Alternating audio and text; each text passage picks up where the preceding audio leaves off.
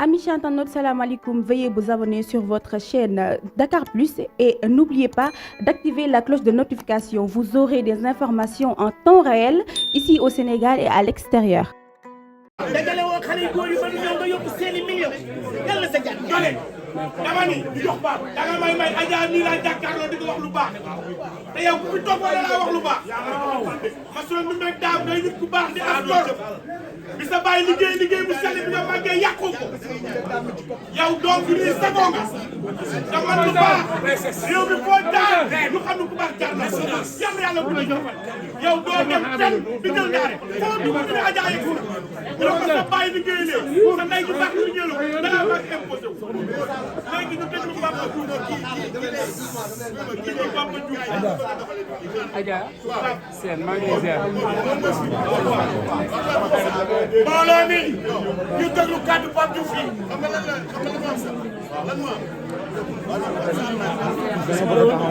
gisuma la woon non damay génn. Abdou Faye nee ma dugal fi waaye damay génn. jottali ko.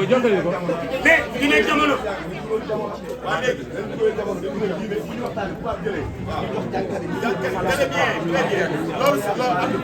Ijal salaam matal kadam ya salaam ya wali ya nabi dari salaam moo jëlee ci kas-kas dafa def album Ibrahima Ndour ñu ko morceau bi il faut moom ko ci taas nee na ñu proposé ay taaskat yu bari mu ne moom daal ki mu yëg te sentir ko daal mooy Ndiolé Tall ñu ni ko mais est-ce que Ndiolé siiw na sur le plan international mun leen loolu nag mooy doon challenge dama koo taamu ngir ñaar dafa dëkk ci banlieue bi jóge fu dara nekk kon kooku dañ ko rebooster beneen bi dafa am talent loolu moo waraloon mu woo ko ci kas-kas tey loolu day fierté la ci Pape Diouf nii ndax moom Ndiolé ànd nañu partout dans le monde dem nañu Europe dem nañu Amérique ak ñeneen ñoo xam ne sax ñu ngi fi teew kon daal tey Pape Seck ñu ngi lay gërëm bu baax parce que wax ci biti duñu wax sa rak nee di la ñaanal yàlla bàyyi la ak sa daara alquran la puissance ñuy sunu téere yi ak puissance ah itam puissance non xam naa li may wax Abdou Faye yoo xam ma jox yoo xam jamaale nee na di sant ñi fi nekk ñëpp neen di am mbégte di teewaat fii def nañ ko ay at kon ren buñ koy defaat dañuy ñaan yàlla suñu borom ñu def ko at yu bari nee na mi ngi nuyu nag ñi fi teew ñëpp du lim tur ndax nee na su limee dina am ñu mu bàyyi te ñi fi nekk ñëpp duñu xarit duñu àndandoo ñooñu ay doomi ndey lañ ndax c'est la famille ndax ku ma ci gis rek dafay rappelé wu ay souvenirs yu rafet yoo xam ni léegi mu jege lu mat 20 ans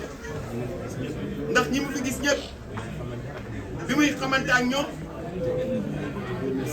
ay booru 2005 la woon 2005 ba 2025 du ay jaaxaan te diggante bi ak ku ci nekk rek ci ñoom diggante yi dafa gën a rafet dara ñaaw kon tey bu leen gisee xolam daal day tooy xolam day set ndax loolu da koy fàttali souvenir yu am solo neen nag mi ngi leen di ñaanal yàlla yokk seen xéewal yokk seen sutura yokk mën-mën yi ki nga xam ne tey moo waral jataay bi mooy Papa Seck ak frère am rakam ju baax ji di Nene Seck ndax nag lu yàgg rek dëgg la Pape Seck rakk la mbokk la xarit la am di jàmm la kon Pape bu xewlee ci bis bu tedd bii loolu mënta ñàkk kër laat gis def falu ne Pape Seck wax nga ni fekk xawee nga mu jóg rek Pape Mbaye étincelle Bam day léegi lay dem dama ne loolu mënta ñàkk ci réew mi embouteillage day am Bam da xam nga sama sœur ba ki ne ba nga fekkee kër laa gisee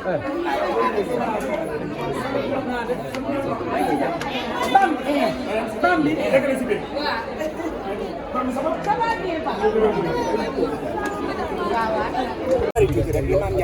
sori ziar li nga xam ne moo nekk bésu màgg bi waaw yow xam nga ne lii moom du lu ndaw tubaarkàlla dañu fii ñëw dolli ñaan tubaarkàlla macha allah ziar suñu mbokk jullit yi ñu ko bokkal di ñaan yàlla na fi yëpp yàgg tëgg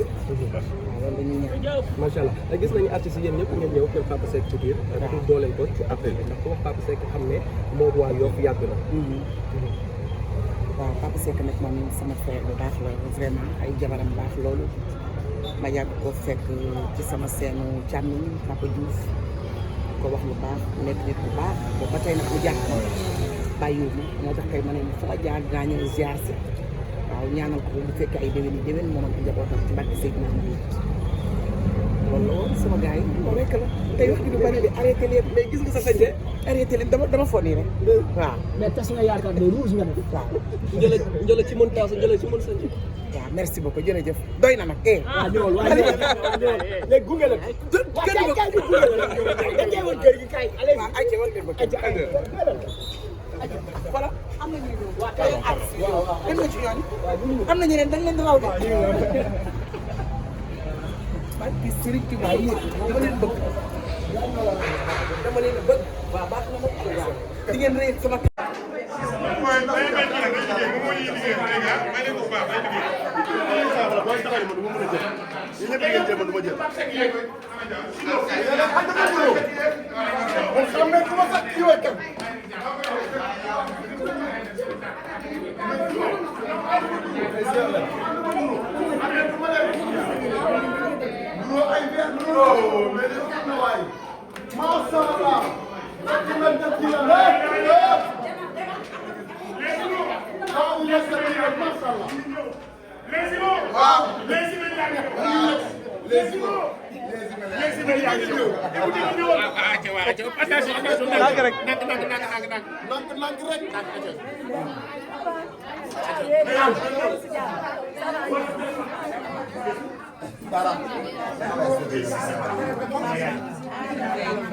ñëw leen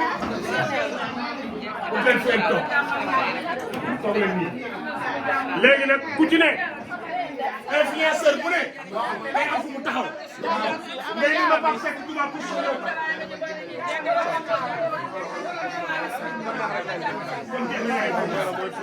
léegi si moom